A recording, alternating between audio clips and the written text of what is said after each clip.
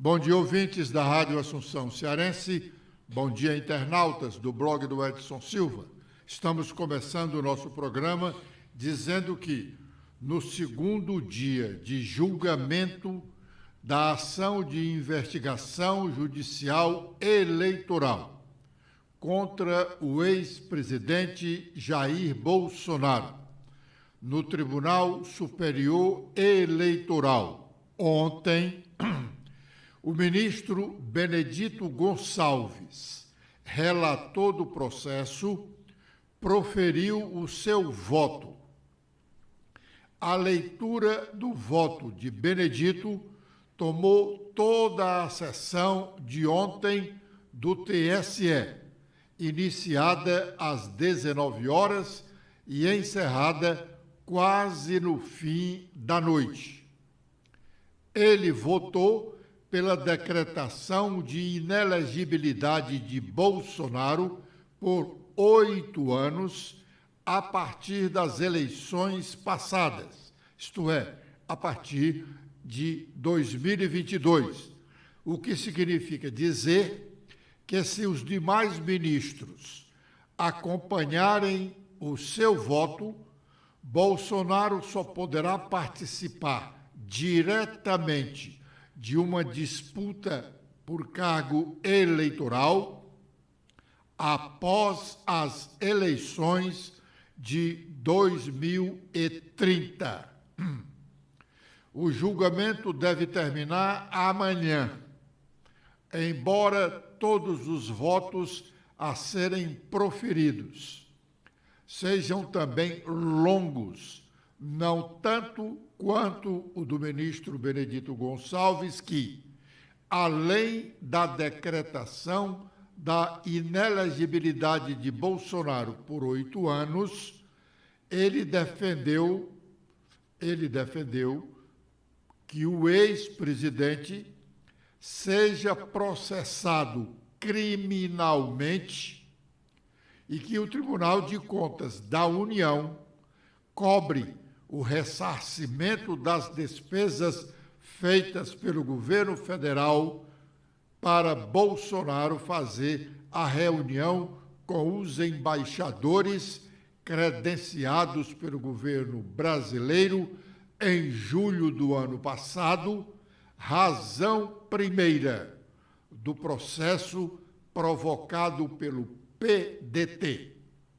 Vamos ouvir a parte final da fala do ministro Benedito Gonçalves. Os ilícitos perpetrados pessoalmente pelo primeiro investigado na condição de presidente da República, chefe de Estado, candidato à reeleição em 2022, esgarçam a normalidade democrática e isonomia, ao propor uma cruzada contra uma inexistente conspiração para fraudar eleições. O primeiro investigado não estava perdido em auto-engano, estava fazendo política e estava fazendo campanha. A recusa de valor ao conhecimento técnico e a respeito das urnas e a repulsa à autoridade do TSE foram manejadas como ferramenta de engajamento. As lives realizadas em julho e agosto de 2021 conectam-se discursivamente à reunião de 18/7 de 2022, em uma espiral de inverdades cada vez mais ousadas. O primeiro investigado, de forma hábil, conseguiu se impor para a parte do eleitorado como fonte confiável a respeito do sistema de votação e exerceu esse papel com desprezo às informações técnicas e à verdade dos fatos, mobilizando sentimentos negativos, acirrou tensões institucionais, instigou a crença de que a adulteração de resultados era uma ameaça que rondava o pleito de 2022. A banalização do golpismo, meramente simbolizado nestes autos, pela minuta que propunha intervir no TSE e dormitava sem causar desassossego em uma parte da residência do ex-ministro da Justiça, é um desdobramento grave de ataques infundados ao sistema eleitoral de votação. Primeiro investigado não é exatamente o único elo que conecta esses fenômenos, mas é pessoalmente responsável pela preparação, execução e transmissão do encontro 18/7 de 2022 e, sobretudo, pelos efeitos pragmáticos da mensagem que deliberadamente difundiu naquela data. Bom, faltam votar ainda todos os outros 7 ministros do Tribunal Superior Eleitoral. A expectativa é que o julgamento termine amanhã, quinta-feira, à noite. Muito bem. Ontem, o Ministério Público Federal registrou no seu site que havia promovido uma ação civil pública para obrigar o governo federal a cancelar as autorizações para o funcionamento da Rádio Jovem Pan. Hoje, a Associação Brasileira de Emissoras de Rádio e Televisão publicou uma nota que diz o seguinte: a Associação Brasileira de Emissoras de Rádio e Televisão, ABERT, considera muito preocupante a ação civil pública ajuizada pelo Ministério Público Federal, que solicita o cancelamento das outorgas concedidas à Rádio Jovem Pan News. O cancelamento de uma outorga de radiodifusão é uma medida extrema e grave, sem precedentes em nosso Estado democrático de direito. A liberdade de programação das emissoras é fundamental para o livre exercício do jornalismo e para a existência do pluralismo de opinião que devem ser preservados. A ABERT estará vigilante na defesa da liberdade de expressão e de imprensa e acompanhará os desdobramentos da ação. Finaliza a nota da ABERT. De fato, é uma medida extrema essa proposta pelo Ministério Público Federal, sem precedentes na história brasileira. Não há notícia de nenhuma tentativa de caçar a outorga, a autorização para o funcionamento de uma estação de rádio ou de televisão. As duas dependem de autorização do governo federal. Antes era só o Poder Executivo que decidia conceder ou não a autorização para algum brasileiro inaugurar uma rádio ou uma televisão. Hoje, essa autorização é compartilhada entre o Poder Legislativo e o Poder Executivo.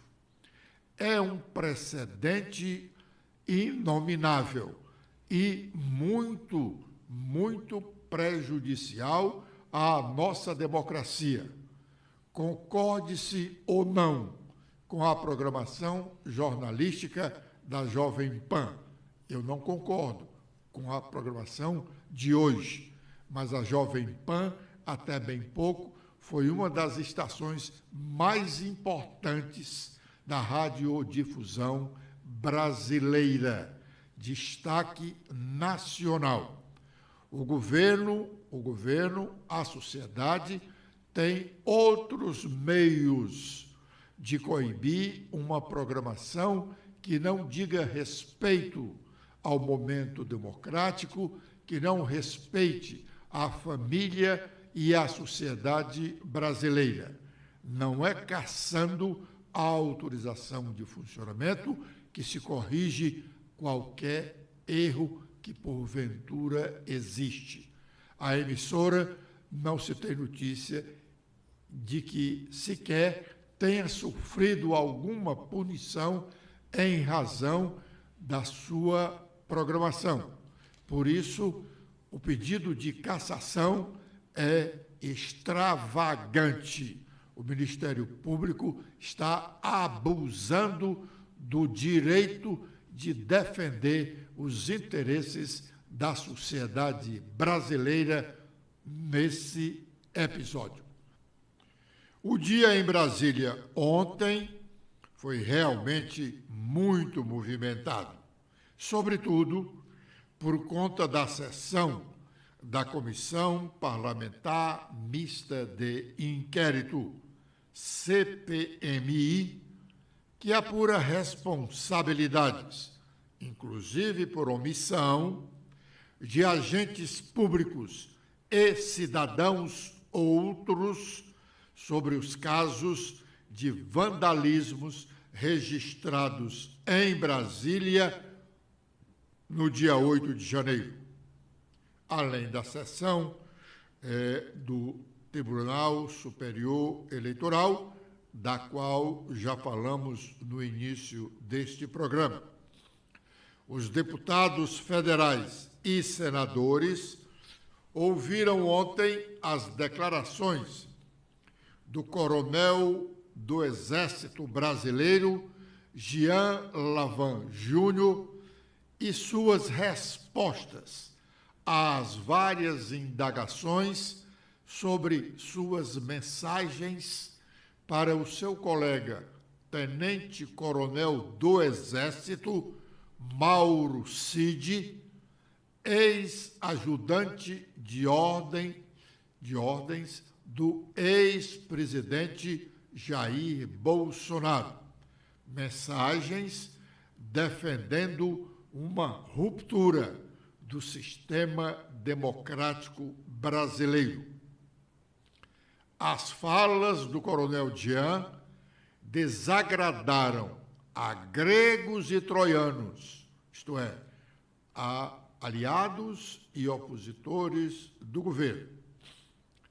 Ao final, como retratou, ao final da sessão, repetindo, as falas do coronel Jean desagradaram a gregos e troianos, como retratou ao final da sessão da CPMI o presidente da Comissão Parlamentar Mista de Inquérito, deputado Arthur Maia. Vamos ouvi-lo. Eu quero dizer que essa, para mim, foi a reunião mais difícil como presidente da CPMI. Mais difícil, coronel, porque intimamente eu acho que o senhor faltou com a verdade. Intimamente foi o sentimento que eu tive.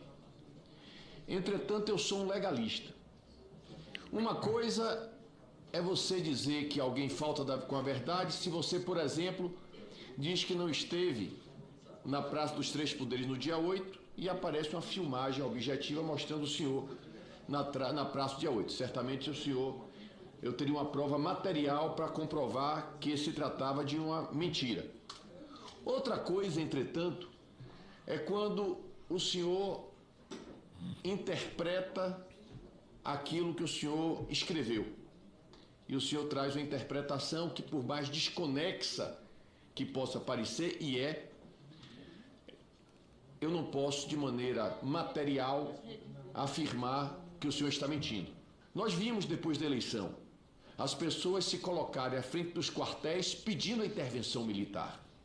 Ora, se colocar na frente de um quartel pedindo a intervenção militar, obviamente que é um crime, porque estão ali solicitando que haja uma intervenção pela força, pelas armas, para impedir que o processo democrático brasileiro, construído com tanta dificuldade, fosse aniquilado. Eu tenho certeza que tudo aquilo que aconteceu na porta dos quartéis deveria ter sido barrado. De qualquer maneira, não importa se quem estavam ali eram parentes de militares, não importa quem eram, não importa quem eram. Era necessário, sim, ter havido... Bom, nós ouvimos aí o deputado federal Arthur Maia, que é o presidente da Comissão Parlamentar Mista de Inquérito. E ele estava se referindo ao lado, e vez por outra olhava na cara, não é na face, não, na cara do coronel, dizendo tudo isso, fazendo essa reprimenda. Se o coronel tivesse respeito a si, à sua família, à farda que usa, ele teria ontem mesmo, pedido para ir para a reserva do Exército. O Exército não tem espaço para figuras dessa espécie. E olhe que ele está no topo da carreira. Estava, porque não chega mais lá, estava a um passo de chegar no generalato. Foi um homem forjado na caserna, como ele próprio relatou no início da sua participação ontem, fez todos os cursos preparatórios para chegar, inclusive, ao generalato. Ele não precisa fazer mais nenhum curso para ser general, não vai ser mais, porque o Exército não tem espaço para ter um general mentiroso. Ele, repito, se tivesse envergadura moral, teria ontem mesmo, mas não há nenhum registro no noticiário nacional, nem na parte do noticiário oficial, dando conta de que ele pediu para ir para a reserva. A presença dele no Exército, depois das suas declarações, depois da reprimenda pública em rede nacional, porque, convenhamos, a TV Senado, a Rádio Senado, nesses momentos de transmissões das comissões parlamentares de inquérito, tem uma audiência muito grande, alcança o Brasil todo. E o general recebeu uma reprimenda como se um qualquer fosse repreendido por mal feito praticado nas ruas das periferias das cidades brasileiras. Mas o Exército pode também limpar. O coronel pode não ter pedido para sair, mas o Exército pode botá-lo para fora e deve fazê-lo o quanto antes. Agora é o momento de sabermos quais as nossas manchetes. Stephanie. Olá, Edson. Olá, internautas do blog do Edson Silva. Com as atualizações do nosso blog desta quarta-feira, a gente destaca que o governo federal lança iniciativas para promoção e defesa dos direitos das pessoas LGBTQIA+. Uma das medidas é o Pacto com 10 compromissos para proteção de direitos das pessoas LGBTQIA+, firmado entre órgãos federais e empresas de aplicativo de transporte. O pacto prevê campos nos aplicativos para relatar atos de discriminação e protocolos de suporte a vítimas de LGBTfobia, além de campanhas contra conteúdos LGBTfóbicos e incitação à violência e discurso de ódio. A gente também fala sobre a suspeita de fraudes na compra de combustível na Prefeitura de Juazeiro do Norte. A compra de remédios também é investigada pelo Tribunal de Contas do Estado. A Operação Aditivo investiga suspeitas de peculato, fraude licitatória, falsidade ideológica e associação criminosa na gestão do sistema de abastecimento de mais de 300 veículos da Prefeitura de Juazeiro do Norte. A gente também destaca que o Carlos Lupe veio ao Ceará para dizer que André Figueiredo como presidente estadual do PDT é imexível. As conversas com ambos aconteceram na segunda-feira, isoladamente. Com Cid, além de um encontro a sós, Lupe também teve um segundo encontro, agora com mais alguns pedetistas, vereadores e deputados. Neste, houve um momento tenso, com Lupe definindo-se a favor de André Figueiredo. inclusive ventilando a possibilidade de intervenção com André após findo o mandato deste em dezembro futuro.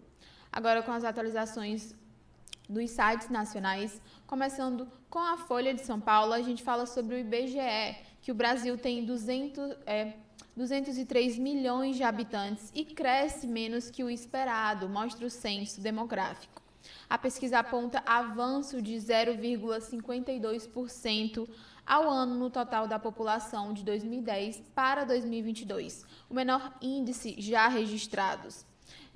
E 13 dos 20 menores municípios do Brasil perdem população, aponta também o censo. A gente também fala sobre LGBTQIA+, que os LGBTs relatam experiências opostas em áreas centrais e periféricas de São Paulo. E hoje é o dia do orgulho contra a LGBTfobia. Agora, com as atualizações do Globo, a gente fala sobre o depoimento no Tribunal Superior Eleitoral, que o ex-chanceler diz que reunião de bolsonaros com embaixadores foi pedido da presidência. E sobre inelegibilidade, Anderson Torres afirma em depoimento que PF nunca detectou fraude nas urnas. A coluna do Lauro Jardim destaca que as balas de prata de Bolsonaro, segundo o seu próprio entorno. Com as atualizações agora do Estadão, a gente fala sobre o ex-presidente, que o relator do Supremo Tribunal Superior Eleitoral abre caminho para processo penal e cobrança de multa a Bolsonaro.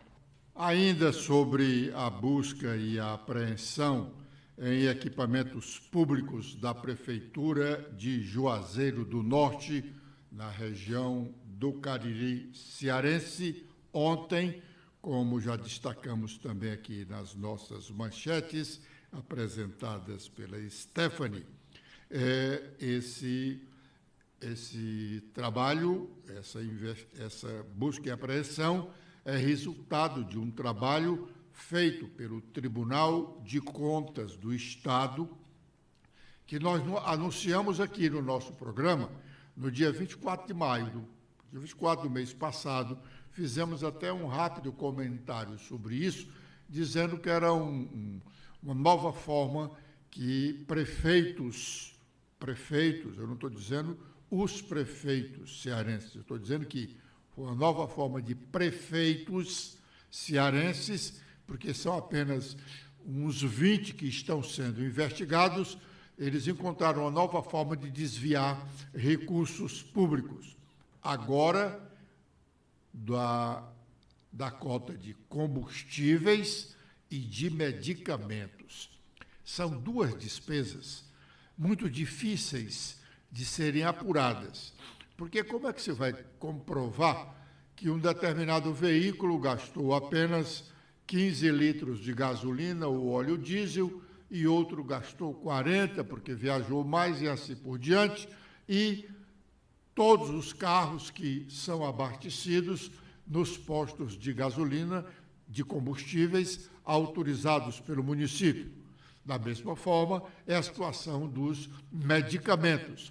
O tribunal constatou que houve um acréscimo muito grande nos últimos meses de gastos com combustíveis e remédios. Vem muito mais busca e apreensão por aí.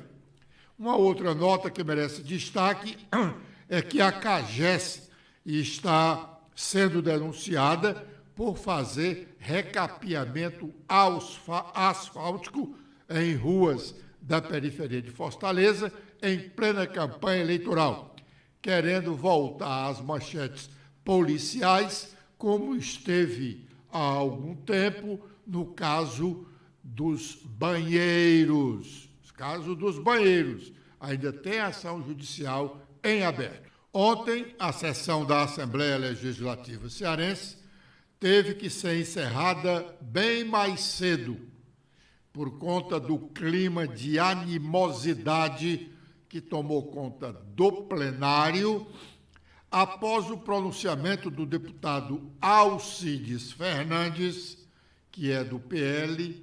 O deputado estadual Alcides Fernandes é pai do deputado federal André Fernandes. Pois bem, o deputado Alcides Fernandes, num determinado momento do seu pronunciamento, disse que o PT é uma quadrilha, mas ele não estava se referindo à quadrilha dessas quadrilhas que nós temos agora nas festas juninas, não. Ele estava falando, era aquele outro tipo de quadrilha. Vamos ouvir o que ele disse. Como deputados, creio que na minha região, lá em Cariús, o Fórum de Cariús foi fechado. Eu não vi o colega deputado, o Fórum de Cariús foi fechado. Eu não vi o colega emitir uma nota, batalhar para a abertura do Fórum da nossa cidade de Cariús. Lá na cidade de Cariús nós temos um ginásio, o único ginásio coberto da história que existia na nossa região, da nossa cidade, foi inaugurado. A Isolda foi lá, fez a inauguração, 2018. Quando terminou a inauguração, vieram quebrar o ginásio, porque estava mal feito. Quebraram todo encacetada, deixaram no zero. Uma vergonha.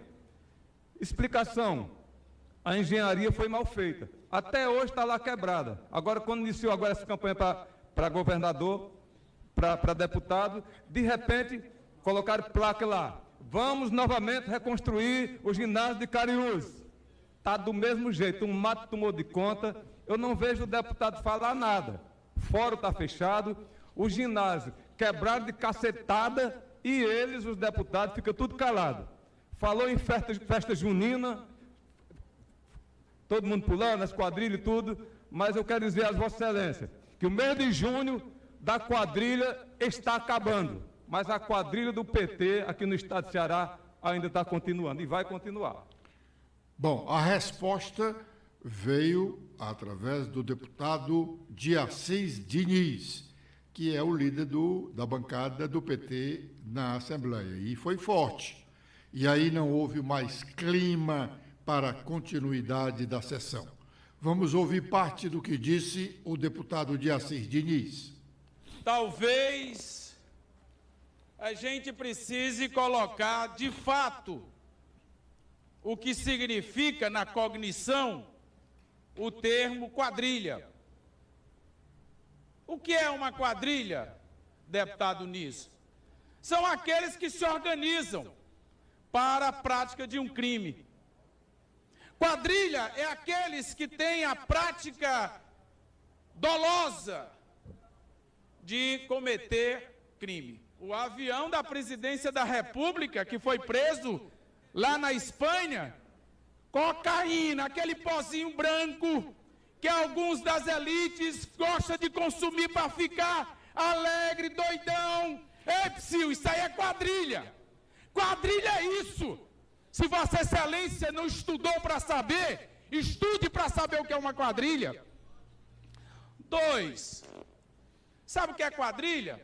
É montar um gabinete e no gabinete colocar um monte de gente para fazer estrutura paralelas.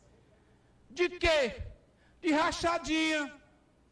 Rachadinha, pega o dinheiro, teu é esse e o meu é isso.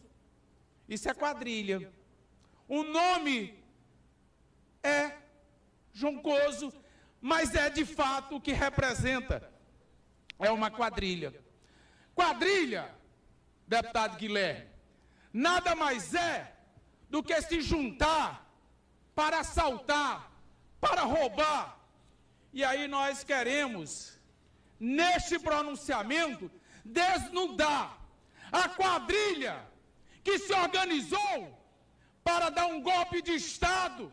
Inclusive, quem patrocinou, financiou e trouxe a balha o dia 8 foi o deputado, e isso quem diz não é o deputado de Assis, é o Supremo que está investigando, chamado André Fernandes.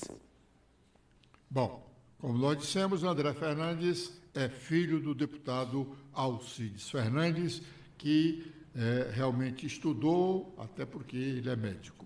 Com essa informação, nós estamos encerrando o nosso programa de hoje, agradecendo a honrosa audiência dos ouvintes da Rádio Assunção Cearense e internautas do blog do Edson Silva, prometendo estar de volta amanhã com a proteção de Deus às 11h45. Stephanie.